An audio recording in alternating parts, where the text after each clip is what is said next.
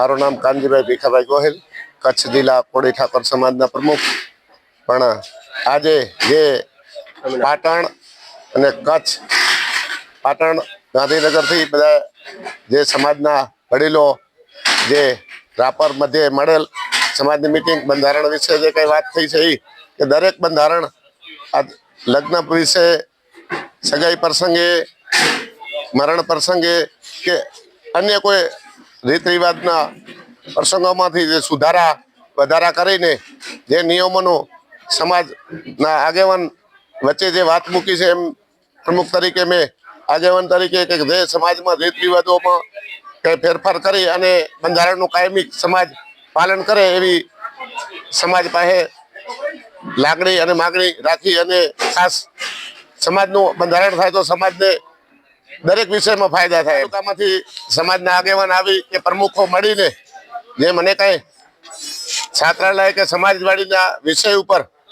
જે વાત મૂકી છે અને મારા ઉપર જે સમાજે વિશ્વાસ મૂક્યો છે અને એમાં પ્રમુખ તરીકે કાનાભાઈ ગોહિલનું નામ બધા આગેવાનો આપ્યું છે. તે મળીને મારા ઉપર જે સમાજના સેવાના કાર્ય કરવા માટે હું કાયમી સમાજનો ઋણી રહીશ અને સમાજનો આભાર માનું છું. અને વહેલામાં વહેલી તકે સમાજની છાત્રાલય અને સમાજવાડી બને એના માટે મારા પૂરેપૂરા પ્રયત્ન કરી અને સમાજનો સાથ સહકાર લઈ અને તાત્કાલિક વહેલી તકે સમાજવાડી ઊભી થાય એવી ખાસ જવાબદારી લઈશ. આગામી સમયે સમાજને શું સંદેશો આપવા માંગો છો?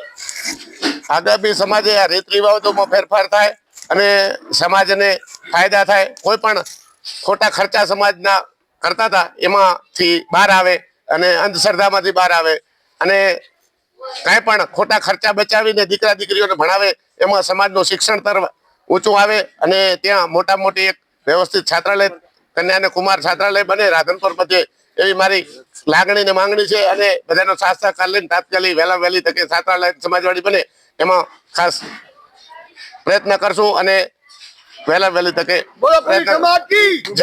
સમાજનું બંધારણ કરવામાં આવ્યું. સમાજનું બંધારણનું જે છે એનું પાલન કરવા માટે સૂચના આપવા, શૈક્ષણિક સંકુલો પાછળ ખર્ચો કરવા માટે ચર્ચા કરવા. શું કહેવું?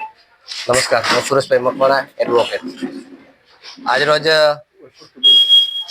કચ્છ, પાટણ અને રાધનપુર ના પ્રમુખ તરીકે અમારા કાનજીભાઈ ગોહિલને જ્યારે પ્રમુખ તરીકે જ્યારે નિમણૂક કરી છે ત્યારે સૌથી પહેલા તો અમે ગર્વથી લાગણી અનુભવીએ છીએ.